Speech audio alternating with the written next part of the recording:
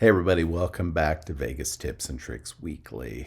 You know, since since the start of the year, we've been talking about how we're going to really upgrade this show, how many video clips we're going to incorporate, and all that sort of stuff. Well, we tried to mess around with that today, and it just really was not working.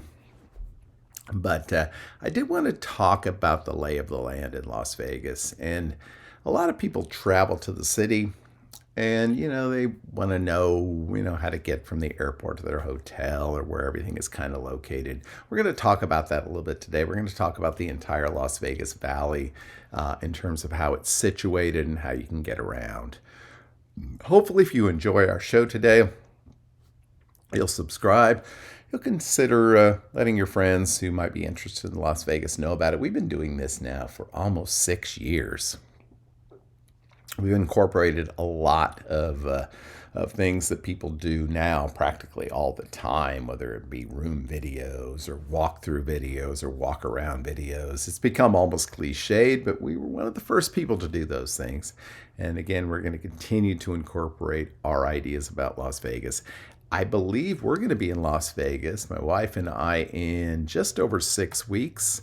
Not necessarily going to be doing a traditional vlog, but I definitely will try to record some information there as well. So, okay. At this point, I was going to insert a map of the Las Vegas Valley. It didn't really work out so well. But it's fine. If you drive into Las Vegas from anywhere, whether it be from California or Utah, Arizona, there's freeways coming in from everywhere. You may encounter those freeways if you grab a cab or an Uber from the airport, because a lot of times, even innocently, they will take I-215, I-15 from the airport and take you to your hotel, because the Las Vegas Strip is a very, very crowded place, particularly at night, particularly on the weekends. So it's not unreasonable to try to avoid that. If you go through the tunnel, if you get tunneled, as they say, that is generally access to I-215. I-15, if you happen to rent a car, is a pretty convenient way to get north-south on the Strip. It's located just to the west of the Strip, just to the east of all of the properties that I can think of, like the Orleans, Gold Coast, Palms, Rio, Palace Station. They're all just a little bit further west than I-15. If you stay at any of those properties, then I-15 can be a great way to get around the entire Las Vegas Valley. It'll take you right downtown, not surprisingly. But it's kind of scary, I'm not going to lie. It scares the crap out of me. On the other hand, if you want to try to make your way up the Las Vegas Strip and not get on one of the major freeways, a great way to do it, also just to the west of the Strip, is to hit up Dean Martin Boulevard. And yeah, there's a Dean Martin, Sammy Davis, Frank Sinatra. It's all going on there. I don't really even know how it comes together, but Dean Martin starts practically way down by the Silverton, one of those properties that's technically on Las Vegas Boulevard, but not really on the Strip per se. And it'll take you up past the Rio and that whole area. And eventually it somehow ends up becoming Industrial Road as you make your way downtown. But that is a great road. It is not nearly as crazy and crowded as I-15. It is not nearly as difficult to make your way up and down as the Strip. So it's definitely something to consider. Most every property that you're going to stay at in Las Vegas is not really in Las Vegas, at least not the city of Las Vegas, but is in Clark County. And the major thing you're going to know here is that there are a number of cities in Las Vegas or Clark County, but there are even more sort of unincorporated areas. The most common one you might stay in is called Paradise. which seems appropriate to me. But, the next time someone asks you if you're going to Las Vegas, no, I'm going to go to Nevada, but this time I'm going to stay in Paradise. Well, Paradise is most of the hotels on the Las Vegas Strip. It is not officially incorporated. It's kind of a postal designation, I guess. The other one you might run into quite a bit is Winchester. I think that's mostly to the west side of the Strip. But yeah, until you get to Sahara Boulevard and to the north, you're not technically in the city of Las Vegas. That's what makes the Stratosphere, or the Strat, kind of unique, because while it is technically in the city of Las Vegas, just like all the hotels are on Fremont Street, it's also kind of agreed upon that it's on the Strip as well, although it's about, maybe a half a mile north of the Sahara. The thing about getting around Las Vegas is that there are so many ways to do it. And sure, you can take a cab. Sure, you can rent a car. Sure, you can get an Uber or a Lyft or whatever. But at this point, you can still take the monorail.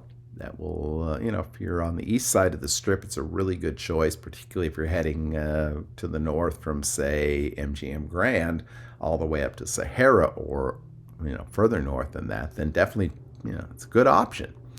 Okay, so let's talk about north, south, east, west streets in Las Vegas. And we did mention I-15. We mentioned the whole Dean Martin industrial thing. If you're on the east side of the Strip, Paradise Road is a great option. It does not come out all the way from the airport. To do that, you have to come out of airport, I think, on Swenson, although Paradise will take you back into the airport. And that is one of the things that is kind of unique about Las Vegas and good about Las Vegas is the airport, which is now Harry Reid Airport. It is maybe 2 or 3 miles from the Strip. I suspect that's one of the reasons that cab prices are so high, because they have to make it worth their while to pick you up and take you to your hotel. But it is not far at all. In fact, you'll usually come into Las Vegas from the east, and you'll fly over Lake Las Vegas. You'll fly over Boulder Highway. You'll probably fly over the old Hard Rock Hotel, which is now Virgin. So yeah, you'll see a lot of properties as you come into town. As far as other sort of north-south options, though, yeah, there's quite a few. The thing you need to remember as far as Las Vegas, if you're driving around or getting around, is the east-west roads. And the first one you'll encounter, the first major one, is Paradise Road. That's the one that runs past all the way out to the Orleans and beyond. And also will take you right in front of Excalibur, New York, New York, MGM Grand, Tropicana, and basically out to the airport area. North of that is Harmon. Harmon runs right by Planet Hollywood. It traditionally, well, not traditionally, it still does. It also goes right past what used to be the Hard Rock and is now Virgin Hotel. The next the next major street is Flamingo, and that is really the crossing street in Las Vegas. It'll actually take you all the way out to the west side to Sam's Town, which is a really cool property. I've mentioned it a few times, but it's I don't know, 15, 20 miles off the Strip. So definitely not a place to stay if you want to spend a lot of time on the Strip. But Flamingo runs right there through all of the major hotels, Bellagio, out to Palms. Yeah, it is the great location. But it can get extremely busy, extremely crowded, obviously. And then once you get north of that, you run into kind of some of the roads there around Wynn, Venetian. They're by the Fashion Show Mall. North of that, you hit Sahara, which is, again, as I mentioned, the traditional sort of north end of Las Vegas city proper. And that will take you out to, for example, the old Westgate, the old Las Vegas Hilton on one side, and then also out towards Palace Station on the other. A little bit north of that is Charleston, which for locals certainly is one of the most important east-west streets. Even for you, it can be, particularly out towards the west side of town. It'll take you all the way out to Red Rock Hotel and Casino, out to the Summerlin part of town, which is one of the most upscale areas there, out to Red Rock Canyon, that area. So Charleston Boulevard, another major crossing street, and then really you're into the downtown area. The downtown area, outside of Fremont Street, you really have a lot of these sort of seedy motels, kind of sketchy places. Also, a lot of wedding chapels. It's where I got married. It's where a lot of people that I know have gotten married over the years. So don't discount Fremont Street in the area just to the south of downtown. Once you get north on Fremont Street, north on Las Vegas Boulevard, around Fremont Street, things do get really, really sketchy, and I cannot recommend walking around this area at night. It is, some of the roughest areas you're going to find anywhere in Las Vegas. And if you want to head out to the Cashman Center, some of the museums there, if you want to go to the Neon Museum, I don't care, day or night. Take a ride, get a cab, get an Uber, or drive yourself. It's not hard to get there, but it is a pretty sketchy area. So if you have any suggestions, you can leave in the comments below about getting around Las Vegas, your experiences there.